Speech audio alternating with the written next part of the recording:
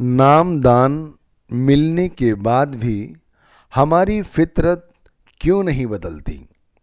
हम जैसे कल थे वैसे ही आज हैं। ये हमारा दुर्भाग्य ही तो है कि हम वैसे ही हैं जैसे कल थे। उतने ही मन चले, वैसी ही फितरत, वैसी ही मनोदशा, कुछ भी तो नहीं बदला। सोचा तो ये था कि नामदान मिल जाएगा तो कुछ कर लेंगे, वो कम से कम उस गुरु को तो समझ ही लेंगे, परमात्मा को जान लेंगे, उनका साक्षात्कार कर लेंगे। लेकिन सब उल्टा हो गया। जैसे कल थे वैसे ही आज हैं। जैसे मैंने कहा कि ये हमारा दुर्भाग्य ही तो है। नाम की कमाई करने पर तो हमारी हर सोच मालिक के रंग में रंग जानी चाहिए, गुरु के रंग में रंग जानी चाहिए। 24 घंटे हम नाम की कमाई करते रहें, गुरु के नाम की माला फेरते रहें श्वासों श्वास, और संसार में हर तरफ अपने गुरु को ही देखें, परमात्मा को ही सब जीवों में देखें। लेकिन हम तो नाम भक्ति का दिखावा करते हैं, गुरु भक्ति का दिखावा करते हैं। हम ये सब इसलिए करते हैं जिससे लोग हमारा सम्मान करें, लेकिन वास्तव में हम इस योग्य नहीं होते। नाम भक्ति के बाद भी तो हम वैसे भी अभिमान करते हैं, वैसे ही क्रोध करते हैं जैसे हम कल किया करते थे। हम छोटी छोटी बातों पर कल भी गुस्सा किया करते थे और आज भी उसी तरह गुस्सा करते हैं। लोगों को खरी खोटी सुनाते हैं, दूसरों से नम्रता से बात तक नहीं करते, कठोर से कठोर शब्दों का प्रयोग करते हैं, फिर चाहे किसी का कितना ही दिल क्यों न दुखे, हमें इससे कुछ फर्क नहीं पड़ता। हमें तो यह भी पता नहीं चलता कि हमें क्या करना चाहिए और क्या नहीं करना चाहिए, हमें क्या बोलना चाहिए और क्या नहीं बोलना चाहिए। हम अपनी इच्छा अनुसार अपनी सनक के सारे कार्य वैसे ही करते रहते हैं जैसे हमारी सनक उठती है वैसे ही। हम पर जब जब क्रोध और काम सवार हो जाता है, उस वक्त हम गुरु को भूल जाते हैं, नाम को भूल जाते हैं। जो हमने सुबह उठकर सिमरन किया है, भजन किया है, वो सब कुछ भूल जाते हैं। ये सारे अवगुण वैसे के वैसे ही रहते हैं जैसे नामदान से पहले थे, नाम की कमाई से पहले थे, भजन सिमरन से पहले थे, सदगुरु के सानिध्य में आने से पहले थे। तो भाई क्या फायदा हुआ। पर यह बात सभी पर लागू नहीं होती। बहुत सारे ऐसे भी गुरुमुख हैं जो हमेशा मालिक के रंग में ही रंगे रहते हैं। ऐसा नहीं है कि पांचों उंगलियां एक जैसी हैं, पर ज्यादातर हमारे साथ ऐसा ही घटित होता है कि हम जैसे कल थे वैसे ही आज हैं, वैसी ही फितरत हमारी कल थी और वैसी ही आज ही है। संसार में कई तरह के प्राणी हैं, इनमें से कई लोग सतगुरु का नाम दान ले लेते हैं और फिर नाम को भूल जाते हैं। अब वो व्यक्ति कैसे हैं? एक व्यक्ति वो है जो नाम मिलने पर मालिक का शुक्र अदा करता है, दिन रात नाम की कमाई करता है, गुरु नाम की माला जपता है, गुरु नाम को श्वासों श्वास अपनी अंतरात्मा में बिठाता है और अपनी सारी मैं मेरी सतगुरु के चरणों में चढ़ाकर नाम के रंग में रंग कर सारी उम्र गुरु का शुक्र अदा करता है। शुक्र अदा करता है कि ऐ दाता तू मिल गया, तेरा नाम मिल गया, अब ये 84 का भवसागर मैं यूं ही तर जाऊंगा।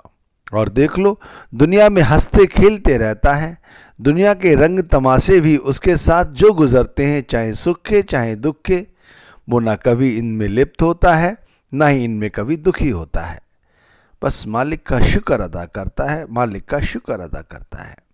एक वो व्यक्ति होता है जो नाम भक्ति का केवल दिखावा करता है, वो सिमरन भजन से दिल चुराता है, नाम की कमाई से दिल चुराता है, पर जब भी नाम की बात आती है तो बढ़ चढ़कर सदगुरु की तारीफ करता है, लोगों को अपने सदगुरु की खूबियां बताता है, नाम में क्या क्या छुपा हुआ है ये बताता है, लेकिन खुद इस पर कुछ भी अमल नहीं करता। एक व्यक्ति वो होता है जो नाम मिलने पर उसे एक ओर उठाकर रख देता है।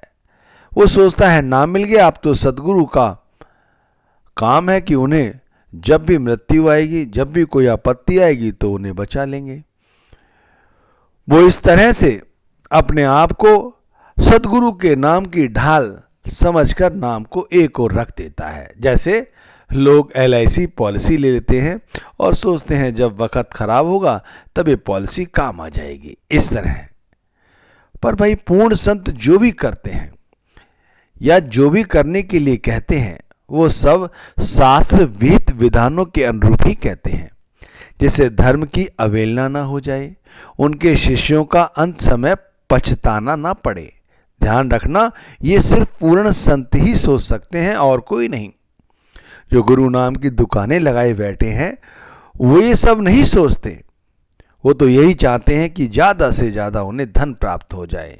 लेकिन जो पूर्ण संत हैं वो कभी भी शास्त्र विधानों के अनुरूप ही अपने आप को और अपने शिष्यों को चलाने की कोशिश करते हैं।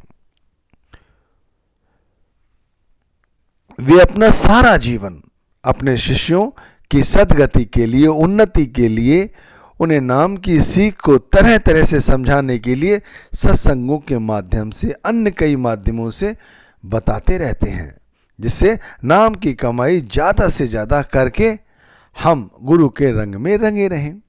वे इस तरह से हमें नाम के रंग में रंगते हैं जिससे हमें सदा सदा के लिए 84 के बेड़े से पार हो जाएं, फिर हमें यहाँ दोबारा लौट के ना आना पड़े।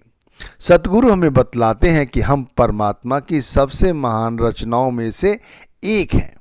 ये मनुष्य जन्म हमें मुक्ति प्रदान करने के लिए ही तो मिला है। हमें इस अवसर को व्यर्थ नहीं जाने देना है। जो गुरुमुख हैं वो ये बात मानते भी हैं और समझते भी हैं, इसीलिए पूरी शिद्दत के साथ गुरु भक्ति, नाम भक्ति करते हैं और इसी कार्य में सारा जीवन हरि इच्छा कहकर, गुरु इच्छा कहकर बिता देते हैं।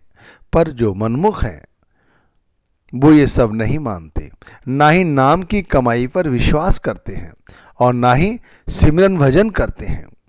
वे संसार को मौज मस्ती का अवसर समझते हैं, इस देही को भोग विलास में ही बिताने का एक अवसर समझते हैं।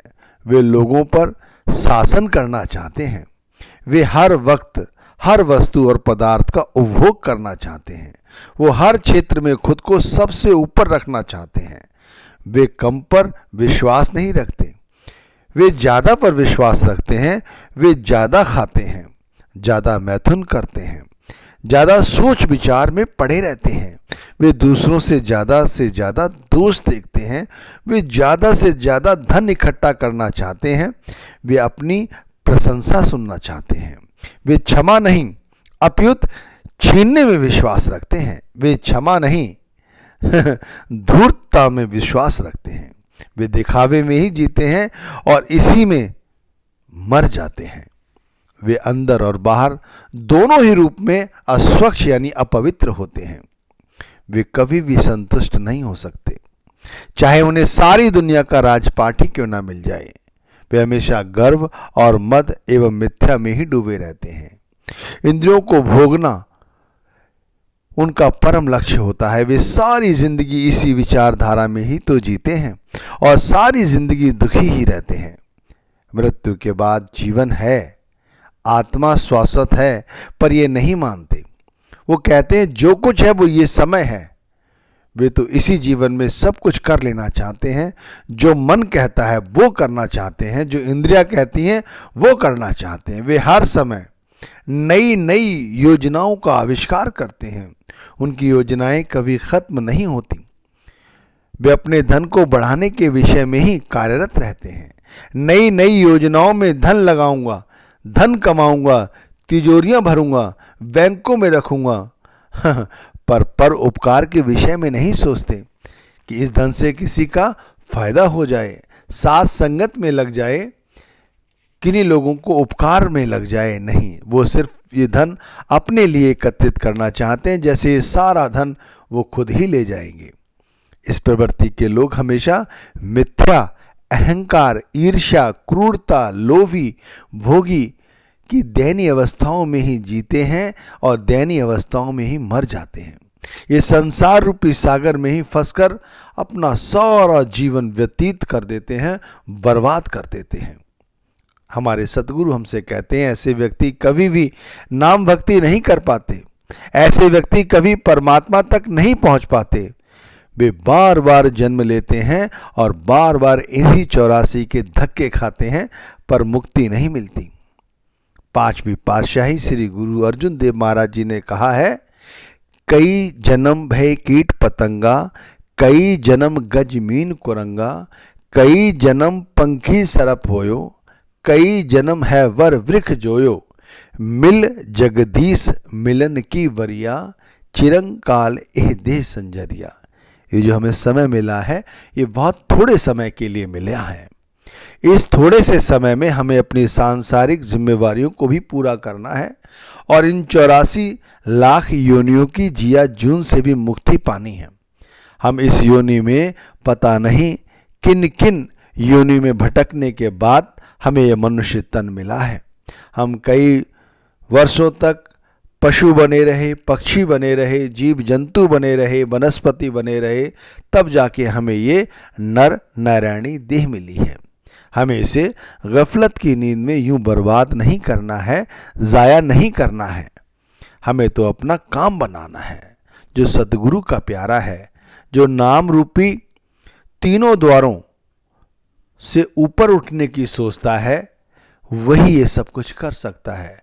गुरु के नाम में रंगा हुआ व्यक्ति ही परमात्मा भक्ति कर सकता है, गुरु भक्ति कर सकता है, नाम भक्ति कर सकता है।